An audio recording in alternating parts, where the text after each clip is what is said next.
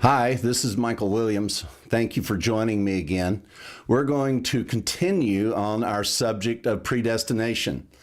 The reason we want to do this is because it's not talked about, and the only church or denomination that speaks about it says that predestination means that everybody that's supposed to go to heaven will go to heaven, and everybody that's supposed to go to hell will go to hell.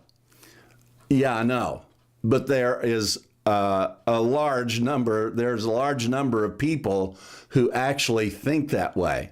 It's screwy, but we're going to unscrew that for you, and we're going to look at this and tell you what denominations won't tell you about predestination. Virtually what Christianity itself will not tell you about predestination.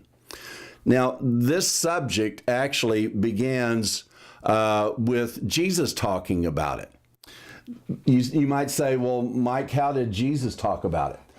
Jesus made the statement, I believe it's in the book of Matthew. Jesus said that he was here. Part of his entire ministry was to help us understand the mysteries of God that were established before the foundations of the world. Now that literally means before God created the world or the cosmos. Some people see the term cosmos as including the entirety of creation, sun, moon, stars, and earth. Some people see the term cosmos as just the earth. But minimally, it means the earth, and everything that is in it is what the word cosmos means. Now, Jesus said that he was here. Do you take Jesus seriously? I do. And Jesus said that he was here to tell us about things that were established between he and the Father before God himself started creating this planet. Now, that's quite remarkable. You see, most people think that the message of the gospel begins after the fall of man.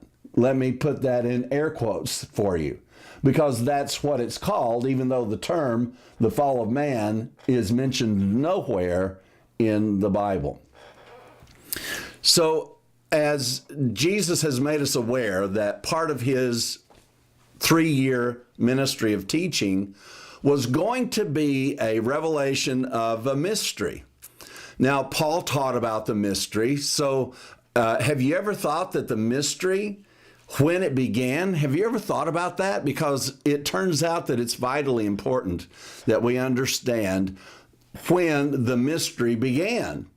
I tell you, I really thought that the mystery began after the quote, air quote, fall of man, or after the Garden of Eden. My mind was stuck there. I couldn't get around that. I'd been challenged by it for many years. Many people had talked to me about it on occasion to some degree, but it's been only in the last year or so that I began to be able to grasp what it was that this entire mystery that started before the foundation of the world, before God created this, how it began. It's vitally important.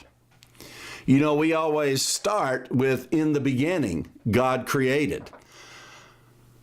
I'm here to tell you that Jesus, well, I'm not here to tell you, Jesus was here to tell you that the story started before that. Imagine that. The story started before, in the beginning, God created. Wow. That is pretty remarkable, because Jesus is telling us he's here to reveal a mystery to us that started before we can even conceive of. You say, well, how long before? Well, if it's before time and space began, if it's before the human race began, does it make a difference whether it was a second before or a trillion years before? The issue is that it's important to understand the gospel, to accept this reality, that the plan about the gospel started before God created the earth. Man, think about it. Before in the beginning, God. According to what Jesus said, that's exactly where the story begins. What kind of story do we extract out of before the beginning? Well, Jesus said when he got here that it was a mystery and he was here to reveal it.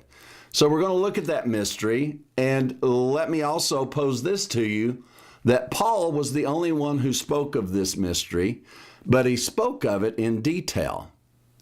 No one else in the New Testament spoke of this mystery that Jesus said he was here for, and Paul came to preach.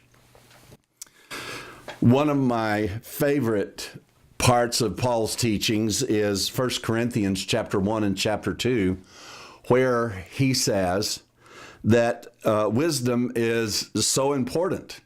Now, Jesus was talking about a wisdom that comes through this mystery that began before the foundation of the world. Here, Paul is speaking about this and says there's a mystery in all of this. He said the Jews require a sign and the Greeks seek after wisdom, but we preach Christ crucified, unto the Jews a stumbling block and unto the Greeks foolishness. So here, Paul has made this very clear, that Jew nor Greek had a grasp on this. Neither one of them had a grasp on this. Paul didn't have a grasp on this before his encounter with Jesus on the road to Damascus. And according to Paul's own statements, that Jesus took him into the desert, and fairly well implies and states that Jesus took him into the desert to teach him this mystery, to teach him something that the rest of them had apparently missed. We're going to look at this, and now we're going to go to 1 Corinthians chapter 2. Hang in there with me. When we turn here to 1 Corinthians chapter 2, Paul says in verse 6, now we've taught all of this in context, so I harp on teaching in context all the time. These videos, however, are small periods of time. Yeah, I was just checking the timer to make sure that I don't overdo these. I want you to be able to take these in about 15-minute chunks, give or take a little bit. So here, we're not going to be going into the full context, but we know the context. And if you want to study the other materials that we have in the Gospel Revolution, there's thousands of hours to review, and you can go through them and you can see all of these things taught about in context. The series that covers this is The Wisdom of God. So as we look at this, Paul says in 1 Corinthians chapter 2, howbeit we speak wisdom among them that are perfect. I've got to tell you, the only way you're going to ever understand this wisdom is to be perfect. Now, isn't that amazing? We just did another series. If you find that kind of strange about perfection, we suggest you go back into the list of these videos and look at them, because we did an entire series on the subject of perfection. Again, we have an entire series, not on video, which is the abbreviated version of that, but we have an entire series that goes chapter and verse right through on the subject of perfection. The Great High Priest is probably the one that I would recommend to you on that subject. So Paul says, howbeit we speak wisdom among them that are perfect. It's difficult for me to get past that because it's such a shocking statement. This is wisdom to whom? This is wisdom to those that know, not only that are perfect, but this is wisdom only to those who know they're perfect. Do you know that yet? Do you know that God, through Christ, has made you not a religious person, not a person capable of confessing their sins or a person who doesn't sin, or a person who does all of these, that does or does not do anything. He has created you perfect, absolutely perfect in his eyes. Howbeit we speak wisdom among them that are perfect. Boy, I hope you get that. I hate to keep harping on it with you, but this wisdom is for those that are perfect. Yet not the wisdom of this world. Wow. So this wisdom is not of this world. Stands to reason, since this wisdom started before God created the world. Makes a little bit of sense now in the context in which Paul is presenting this. Nor of the princes of this world that come to naught, but we speak the wisdom of God in a mystery. Now, what is this wisdom that he speaks in a mystery? Even the hidden wisdom. Wow. This hidden wisdom, which God ordained, or it's the very same word as predestined. It's porizo in the Greek. So he says that God predestined this wisdom, and guess when he predestined it? Before the world unto our glory. Folks, I tell you what, sometime we get stuck in a rut. And let me tell you, if you only understand the work of the cross from the first Adam to the last Adam, you do not understand the work or the things that God decided before he ever started the whole thing, we're going to miss out on a whole lot of gospel. This is truly the mystery of the gospel itself. Now, Paul makes it very clear that none of the princes of this world, this is actually talking about religious leaders. If you go into some detail about this in research, he said none of them knew it. He said if they'd have known it, they would have never crucified the Lord of glory. But as eye have not seen, nor ear heard, nor entered into the heart of man the things which God hath prepared for those that love him. And also, if you look at the Greek rendering of this, this is talking about the people that God loves. It's not the people who try to love God.